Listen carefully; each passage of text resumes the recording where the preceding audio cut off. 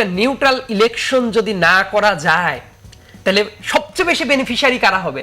Existing দলগুলো না, ওই পলাতক লীগ। তারা বলবে যে এই বাংলাদেশে আসলেই ইলেকশন হওয়া পসিবল না। গণ অভ্যুত্থানের পরবর্তী সময়ে যে অবস্থাটা ছিল, নতুন একটা দল উঠে আসাও তো খুব বেশি মাত্রায় জরুরি। এবং ধরেন একটা বাংলাদেশ সেন্ট্রিক একটা দল হলো, সেটা স্লাইটলি লেফট বা রাইটিস্ট হতে পারে, কিন্তু মূলত যদি একটা সেন্ট্রিস্ট দল হয় সেটা কিন্তু বাংলাদেশের জন্য ভালো। ধরেন রাশেদ ভাইদের মতো পলিটিশিয়ান যারা, তাদের জন্যও ভালো। এটা কিন্তু সবারই স্বীকার করতে হবে। ধরেন একটা দল যদি ডেভেলপ করে, সেটা এক্সিস্টিং যত দল আছে, বিএনপির কথা বলেন, রাশেদ ভাইদের দল বলেন, এ বি সি, প্রত্যেকটা দলের জন্য ভালো। কারণ তারা একটা ভোট ব্যাংকে রিপ্রেজেন্ট করতে পারে, বিকশিত হতে পারে। একটা বেটার ডেমোক্রেটিক প্র্যাকটিসের জন্য এটা দরকার। আবার প্রথম দিকে একেবারেই হুট করেই তো রাজনৈতিক দল গড়ে তোলা যায় না। ডেফিনেটলি সেই চাহিদাটা ছিল, গ্রাউন্ড রিয়েলিটিটা ছিল। কিন্তু ব্যাপারটা হলো, একটা টাইমের পরে আপনি যদি টেকেন ফর গ্রান্টেড হিসেবে সেই আশীর্বাদটা নিতেই থাকেন, তখন মানুষের কাছে একটা বাজে মেসেজ যায়, যে মেসেজটা অলরেডি যাওয়া শুরু হয়েছে।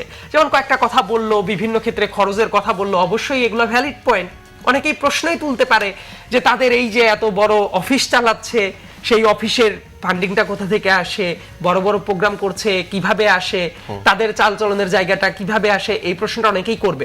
যে প্রশ্নটা মানুষ করে যে নিরপেক্ষতার জায়গাটা, আমার মনে হয় এই ব্যাপারটা খুব দ্রুত ক্লিয়ার করা উচিত। নাহিদ যেভাবে দল থেকে পদত্যাগ করে এসে, সরকার থেকে পদত্যাগ করে এসে দল গঠন করলো, কিন্তু এই সরকারের ভেতরে ছাত্রদের এলিমেন্ট, মানে আমারই সহযোদ্ধা, তারা আমাদেরই সহযোদ্ধা, তারা কিন্তু এখনো দুইজন আছে।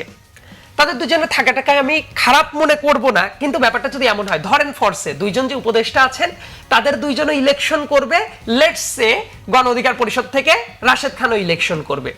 এখন তারা সরকারের পাওয়ারটাকে ব্যবহার করে, দেখা গেল আজকে অমুক জায়গায় হেলিকপ্টার নিয়ে ত্রাণ দিতে গেল, কালকে শত শত তরুণ বানিয়ে এলাকায় গেল, বিভিন্ন জায়গায় উন্নয়নের কাজ দেখানো শুরু করলো। এই সেম ফ্যাসিলিটি কি উনি পাবেন? তারা তো আইলেন না। তাইলে কিন্তু দুইজন আলটিমেটলি কাজ, যদি দুইজনের ইলেকশন হয়, একজন সেই সুবিধাটা নিতে পারলো আর একজন নিতে পারলো না, তাহলে তো বৈষম্যের জায়গাটা তৈরি হয়ে গেল। এইটা একটা বাজে মেসেজ দিচ্ছে। ইনফ্যাক্ট আমি নতুন দলের একজন শুভাকাঙ্ক্ষী হিসেবেও যদি বলি, আমি এটা বলবো, এই জায়গাটা খুব দ্রুত ক্লিয়ার করা উচিত। হয়তো এমন হতে পারে, ঠিক আছে, যারা এখনো সরকারে আছে তারা ইলেকশনই করবে না নিউট্রালিটি ধরে রাখার জন্য, কিন্তু তাদেরও যদি ইলেকশন করতে হয় তাহলে তাদের একটা ডিসিশনে চলে আসাটা উচিত। কারণ নানা সময়ে এই প্রশ্নগুলো কিন্তু উঠতে থাকবে, এবং এটা যদি হয় তাহলে সরকারের নিউট্রালিটি নিয়ে অনেক প্রশ্ন আসবে। এবং এই প্রশ্নগুলো যদি আসে, তাহলে চিন্তা করেন, একটা নিউট্রাল ইলেকশন যদি না করা যায় তাহলে সবচেয়ে বেশি বেনিফিশিয়ারি কারা হবে? এক্সিস্টিং দলগুলো না, ওই পলাতক লীগ। তারা বলবে যে এই বাংলাদেশে আসলেই ইলেকশন হওয়া পসিবল না, একটা সংকটের জায়গা আছে। যেমন ভারতের ওই যে ব্রিফ করে, যে ওই যে জয়সওয়াল, দেখবেন যে রিসেন্ট টাইমে সে যে ব্রিফ করেছে ভারতের পররাষ্ট্র মন্ত্রণালয়ের পক্ষ থেকে, ওই জায়গাতে সে বারবার করে বলছে অন্তর্ভুক্তিমূলক, মানে পার্টিসিপেটরি ইলেকশন। তাদের এই কথার ভেতরের যে কথা, সেটা তো একটু ভাত মাছ যারা খায় তারা বুঝতেই পারে, তারা চাচ্ছে আওয়ামী লীগ যাতে ইলেকশন করে। একটা উদাহরণ আমি বলি, তাহলে বুঝতে সুবিধা হবে। আওয়ামী লীগ নিষিদ্ধ হবে কি হবে না, এই ব্যাপার নিয়ে কিন্তু অনেক কথাবার্তা চলছে। ডক্টর মোহাম্মদ ইউনূস কি জবাব দিচ্ছে? হ্যাঁ, আমজনতা যদি মনে করে, রাজনৈতিক দল যদি মনে করে, তাহলে হবে। দায়িত্ব কার? ডক্টর মোহাম্মদ ইউনূসের হাতেই তো সরকারটা। এই জায়গায় কিন্তু একটা ফারাক আছে।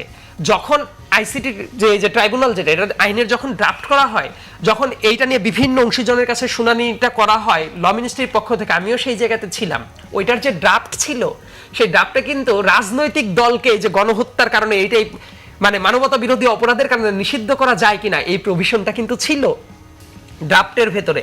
আলটিমেটলি আমরা তো মনে করেছি এই ড্রাফটটা অফিসিয়ালি পাস হয়ে যাবে, কিন্তু এই ব্যাপারটা ড্রাফটটা যখন মন্ত্রী পরিষদে, মানে উপদেষ্টা পরিষদে যখন আলোচিত হলো, তারপরে দেখা গেল এই ব্যাপারটা বাদ দিয়ে দেওয়া হয়েছে। তার মানে কি আওয়ামী লীগ নিষিদ্ধ করা সম্ভব? তার মানে ব্যাপারটা খেয়াল করে দেখেন, জুডিশিয়াল প্রসেসে অনেক কিছুই করা সম্ভব, কিন্তু সরকারের ইন্টেনশনটা নিয়ে আমি একটু কথা বলি। তাহলে সরকার ওই ড্রাফটটা বাদ দিল কেন?